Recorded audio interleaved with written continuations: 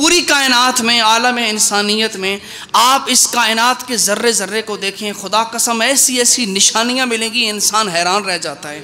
قرآن کہتا ہے افلا ینظرون الی الابل کیف خلقت، ان لوگوں نے، دیکھیں خصوصی طور پر ذکر آیا ہے قرآن میں اونٹ کا، کیا ان لوگوں نے اونٹ کی طرف نہیں دیکھا؟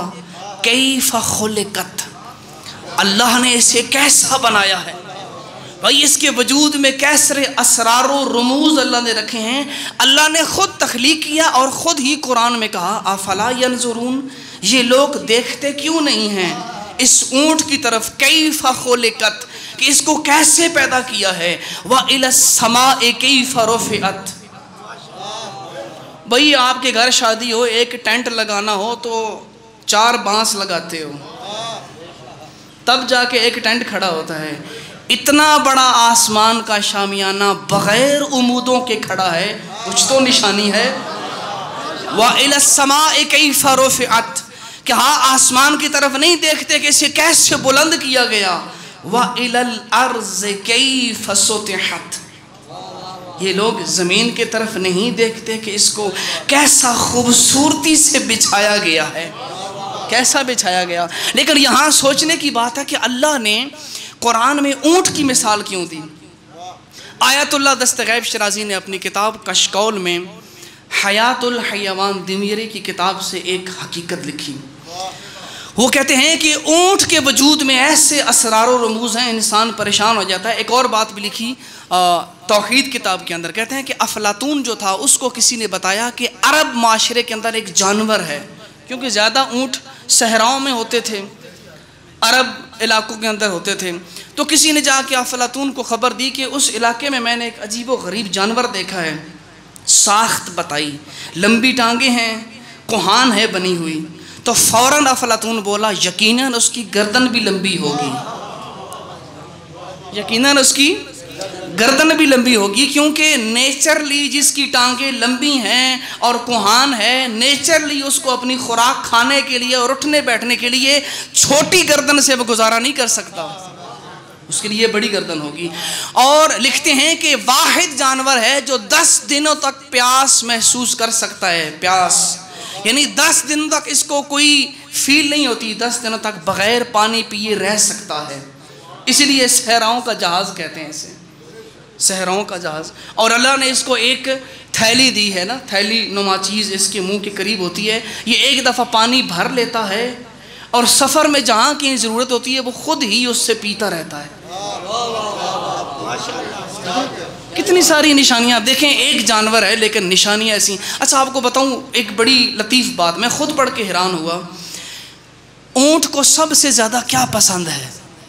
بھئی ہم کھاتے ہیں، نرم غذا کھاتے ہیں، اس کو جھاڑیاں اور کانٹے پسند ہیں، ٹھیک ہے، وہ سخت سے سخت کانٹا بھی ہو تو آرام سے چبا کے کھا جاتا ہے، حالانکہ زبان اس کے منہ میں بھی ہے، لیکن اس کی خلقت کے مطابق اللہ نے اسے زبان دی ہے۔ لیکن اس سے بھی زیادہ عجیب بات یہ ہے کہ اونٹ کو سب سے زیادہ پسند خوراک میں سانپ ہے۔ جی آیت اللہ دستغیب شرائعی صاحب نے لکھا ہے کہ اونٹ کو جو چیز سب سے زیادہ پسند ہے وہ سانپ، وہ جنگلوں میں، غاروں میں، مختلف جنگلوں میں اور جھاڑیوں میں ہر طرف سانپ کو ڈھونڈتا ہے، کہیں مجھے سانپ مل جائے اور اسے کھاؤں۔ اور کھانے کا بھی انداز ایسا ہے، وہ منہ کی طرف سے نہیں کھاتا، دم کی طرف سے کھاتا ہے، جی منہ کی طرف سے نہیں، وہ دم کی طرف سے کھانا شروع کرتا ہے اور آہستہ آہستہ اس کو مکمل کھا لیتا ہے۔ اور جب وہ کھاتا ہے تو سانپ چونکہ ایک گرم مخلوق ہے، جب وہ کھاتا ہے تو اس کے ظاہرہ اس کے اندر زہر بھی ہے، جب وہ کھاتا ہے تو اس کو پیاس لگتی ہے، شدید پیاس لگتی ہے، لیکن اللہ نے اس کے دماغ میں یہ بات فٹ کر دی ہے، تالاب کے کنارے بھی کھڑا ہو تو پانی نہیں پیتا۔ سانپ کھانے کے بعد ایک مخصوص عرصہ ہے جس میں وہ پانی نہیں پیتا، کیوں؟ اسے اللہ نے یہ بات دماغ میں ڈال دی ہے، میں نے ابھی سانپ کھایا ہے، اگر اتنی مدت کے دوران میں نے پانی پیا اس کا زہر میرے پورے وجود میں پھیل جائے گا، اتنی اس کو سینس ہے، پورے وجود میں زہر پھیل جائے گی۔ اور دو کام کرتا ہے. تالاب کے کنارے ہے, پانی نہیں پی رہا, ٹھیک ہے, زور زور سے چلائے گا, آواز نکالے گا, دیکھنے والے کو لگتا ہے کہ اس کو بہت تکلیف ہے, بہت زیادہ درد کے عالم میں ہے, لیکن اصل میں فلسفہ یہ ہے, اللہ نے اس کے دماغ میں بات ڈالی ہے کہ جس سانپ کو تو نے کھایا ہے نا, جب تو زور سے بلبلائے گا اور جب تو روئے گا تو وہ زہر آنسوؤں کی صورت میں تیری آنکھوں سے باہر آئے گا. جب تک وہ زہر آنسو بن کے باہر نہیں آتا وہ پانی نہیں پی سکتا, نہیں پی سکتا پانی. اب کتنی ساری دیکھیں, اسی لیے قرآن نے کہا ہے نا, کیا یہ لوگ اونٹ کی طرف نہیں دیکھتے ہیں کہ اس کو اللہ نے کیسا تخلیق کیا ہے. کہتے ہیں اب یہاں پر جو دمیری ہیں حیات الحیوان والے کہتے ہیں کہ اللہ نے اونٹ کی آنکھ سے نیچے دو گڑے بنائے ہیں, ہلکے سے گڑے, اور وہ آنسو جب وہ بلبلانے کے بعد نکلتے ہیں تو وہاں محفوظ ہو جاتے ہیں. قدرت دیکھیں خدا کی. جو عقل مند ساربان ہوتا ہے ایک شیشی لے کر ان آنسوؤں کو اکٹھا کرتا ہے اور بھری کائنات میں سانپ اور بچھو کا علاج وہی پانی بنتا ہے.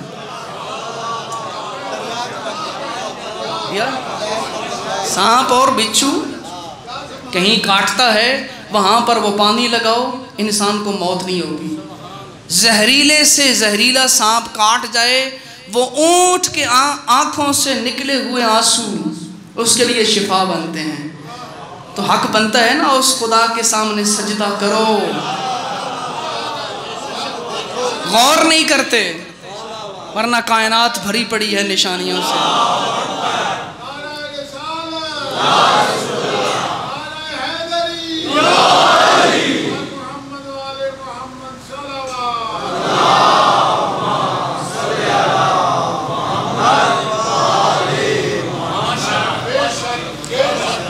قرآن نے ایسے تو نہیں کہا.